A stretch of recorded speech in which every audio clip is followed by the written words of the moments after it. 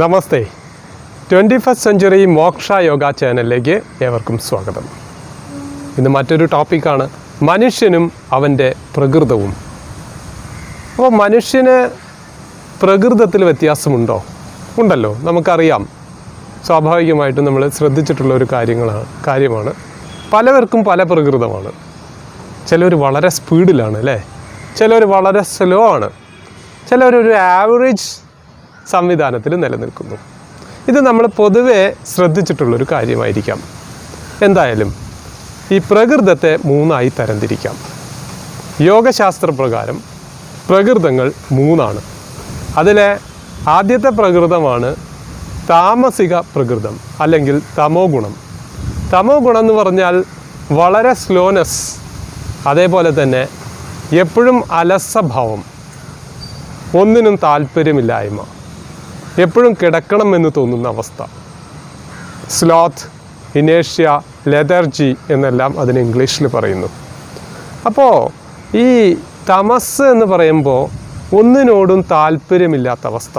അവർക്ക് എന്താ സംഭവിക്കുക? സ്വാഭാവികമായിട്ടും ജീവിതത്തിൽ എവിടെയും എത്താൻ സാധിക്കില്ല. അതായത് മാനസികമായ പുരോഗതിയിലൂടെ അവർക്ക് യാത്ര ചെയ്യുക വളരെ പ്രയാസമാണ്. ഇത് പുരുഷന്മാരിലാണെങ്കിലും സ്ത്രീകളിലാണെങ്കിലും കുട്ടികളിലാണെങ്കിലും ഒക്കെ ഇത് പ്രകടമാണ്. വളരെ പ്രായമായവരിലും എല്ലാം ഇത് പ്രകടമാണ്. അപ്പോൾ ഇത് മാറണമെങ്കിൽ എന്ത് ചെയ്യണം? ആദ്യം വേണ്ടത് അങ്ങനെ ഒരു കാര്യം ഉണ്ടെന്ന് അറിയുക എന്നതാണ്. ആദ്യം ഒരു വിഷയം ഉണ്ടെന്നറിഞ്ഞാലല്ലേ അതിനെ നമുക്ക് മാറ്റാൻ വേണ്ടിയുള്ളൊരു ശ്രമം പോലും നടത്താൻ പറ്റുള്ളൂ. ശ്രമിക്കണമെങ്കിൽ എന്ത് വേണം? ആദ്യം അറിയണം. അപ്പോൾ ആ അറിവാണ് ഇപ്പോൾ നൽകുന്നത്. അപ്പോൾ തമോ ഗുണം എന്താണെന്ന് പറഞ്ഞു കഴിഞ്ഞു. അടുത്തത് രജോ ഗുണം. വളരെ സ്പീഡ് നേച്ചർ, പെട്ടെന്ന് ഒരു ഭാഗത്തും സ്വസ്ഥമായി ഇരിക്കാത്ത സ്വഭാവ പ്രകൃതം. അവരെ ഒന്നിലും ഉറച്ചു നിൽക്കില്ല, ചാടിക്കൊണ്ടേയിരിക്കും, ഒന്നിൽ നിന്ന് മറ്റൊന്നിലേക്ക് ചാടിക്കൊണ്ടിരിക്കും, എല്ലാറ്റിനും ധൃതിയാണ്. അതാണ് രജോ ഗുണം. രജസ്, രാക്ഷസ സ്വഭാവം, എല്ലാറ്റിനും ഒരു പരിധി വിട്ട ധൃതി. ഇത് 80 വയസ്സും 90 വയസ്സിലും 100 വയസ്സിലും ഒക്കെ നമുക്ക് കാണാൻ സാധിക്കും. ഏത് വയസ്സിലും കുട്ടികളെ നിരീക്ഷിച്ചോളൂ, നിങ്ങൾക്കിത് സത്യമാണെന്ന് ബോധ്യം വരും. അടുത്തതാണ് സാത്വിക ഗുണം. സാത്വിക ഗുണം എന്ന് പറയുന്നത് അമിതമായ സ്പീഡില്ലാതെ ഒരു ആവറേജ് ലെവലിൽ നിന്നുകൊണ്ട് നമുക്ക് ഈശ്വരൻ തന്നിരിക്കുന്ന ബുദ്ധിയെ ശരിയായി ഉപയോഗിച്ച് ആലോചിച്ച് കർമ്മങ്ങൾ അനുഷ്ഠിക്കുന്ന അവസ്ഥ. ഇതിപ്പോൾ തമോ ഗുണക്കാർക്ക് ഇതിലേക്ക് മാറാൻ വലിയ പ്രയാസമൊന്നുമില്ല. ആദ്യം ഇത് അറിഞ്ഞിരുന്നാൽ മതി. അറിഞ്ഞാൽ ആലോചിച്ച് കർമ്മങ്ങൾ ചെയ്യുന്ന അവസ്ഥയിലേക്ക് മാറണം. ധൃതികൾ ഒഴിവാക്കണം. അപ്പോൾ നമുക്കറിയാം, അപ്പോൾ ഒരു ഇൻ്റർനെറ്റ് സംവിധാനത്തിലൂടെ നമ്മളിൽ എത്തിച്ചേരുന്ന, ഈ യൂട്യൂബ് ചാനലിലൂടെ എത്തിച്ചേരുന്ന ഒരു വീഡിയോ തന്നെ, അതിനെ മാത്രം ഒരു റിസർച്ച് നടത്തി കഴിഞ്ഞാൽ എത്ര പേര് ഇത് ശരിയായിരുന്നു കാണുന്നവരുണ്ട്? അവർക്ക് ഒരു 5 മിനിറ്റ് സ്വസ്ഥമായി അല്ലെങ്കിൽ ഒരു 10 മിനിറ്റ് സ്വസ്ഥമായി ഇരുന്നത് കാണാനുള്ള ഒരു മാനസികാവസ്ഥ അവർക്കില്ല. അതാണ് അടിസ്ഥാന കാരണം. പക്ഷെ ചിലവർ മുഴുവനെ ഇരുന്ന് കാണും. മുഴുവൻ ഇരുന്ന് കണ്ട് ഇതിലെന്താണ് പറഞ്ഞിരിക്കുന്നത്, ഇത് എൻ്റെ ജീവിത മാറ്റത്തിന് ഉപകരിക്കുന്നതാണെങ്കിൽ ഞാൻ മറ്റുള്ള ധൃതിയാണോ ഇപ്പോൾ കാണിക്കേണ്ടത്, അതോ പ്രസൻറ്റിൽ നിലനിൽക്കണോ? അപ്പോൾ മറ്റൊരു തരത്തിൽ പറഞ്ഞാൽ പ്രസൻറ്റിൽ നിലനിൽക്കുന്ന മാനസികാവസ്ഥ ഉള്ളതാണ് സാത്വിക സ്വഭാവം എന്ന് പറയുന്നത്. അതിലേക്കുള്ള ഒരു യാത്രയാണെന്ന് മനസ്സിലാക്കിക്കോളൂ. അതിനപ്പുറമുള്ള തലം കൊണ്ട് അത് സാധാരണ മനുഷ്യർക്ക് പെട്ടെന്ന് മനസ്സിലാക്കാൻ പറ്റില്ല എന്നുള്ളത് കൊണ്ട് തന്നെ അതിനെക്കുറിച്ച് ഇപ്പോൾ ഇവിടെ വർണ്ണിക്കാൻ പോകുന്നില്ല. മിനിമം നമുക്ക് സാത്വിക സ്വഭാവത്തിലേക്ക് മാറണം. അപ്പോൾ സാത്വിക സ്വഭാവം എന്ന് പറയുമ്പോൾ ഒരു ഉദാഹരണത്തിലൂടെ അതിന് പറയാം.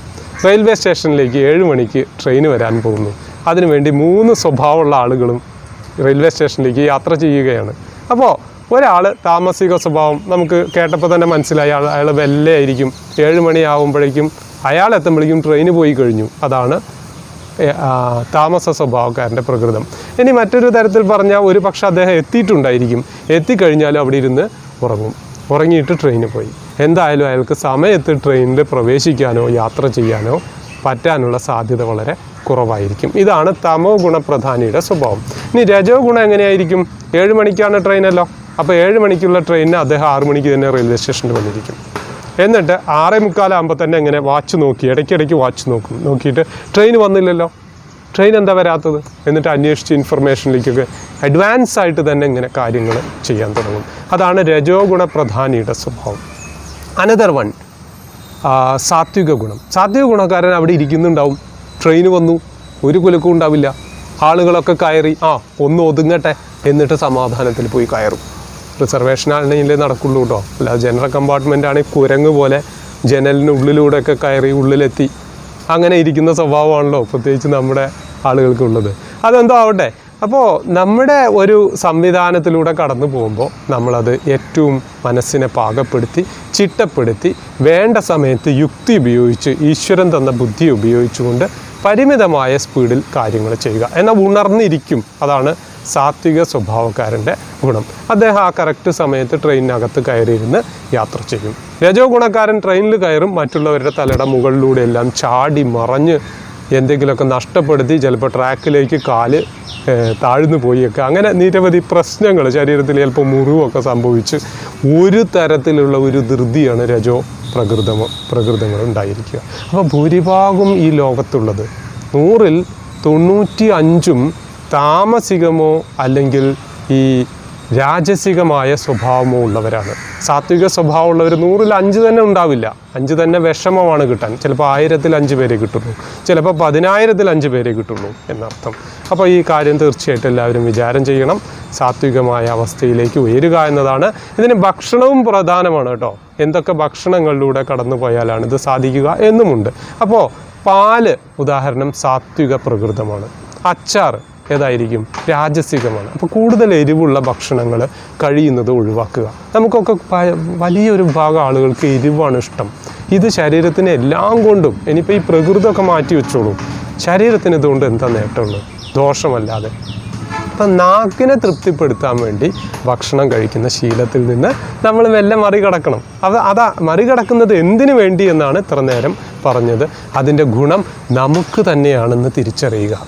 നമ്മളുടെ ശരീരത്തെ, നമ്മുടെ മനസ്സിനെ, ബുദ്ധിയെ ഇതിനെല്ലാ ദിവസവും മൊഡ്യൂൾ ചെയ്യണം. ആ മൊഡ്യൂൾ ചെയ്യണമെങ്കിൽ എന്തിനു വേണ്ടി മൊഡ്യൂൾ ചെയ്യണം?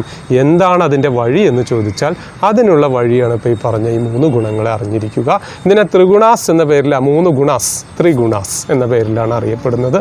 യോഗശാസ്ത്രത്തിൽ ഇത് വളരെ പ്രധാനപ്പെട്ടതാണ്. അപ്പോൾ യോഗ സർവ്വ മനുഷ്യർക്കും ഉള്ളതാണ്. അല്ലാതെ ഇതിന് ജാതിയോ മതമോ വർഗമോ വർണ്ണമോ ഈ വ്യത്യാസമൊന്നുമില്ല. പക്ഷെ അന്ധമായ ഒരു യോഗയിലൂടെ അല്ല നമ്മൾ പോകേണ്ടത്.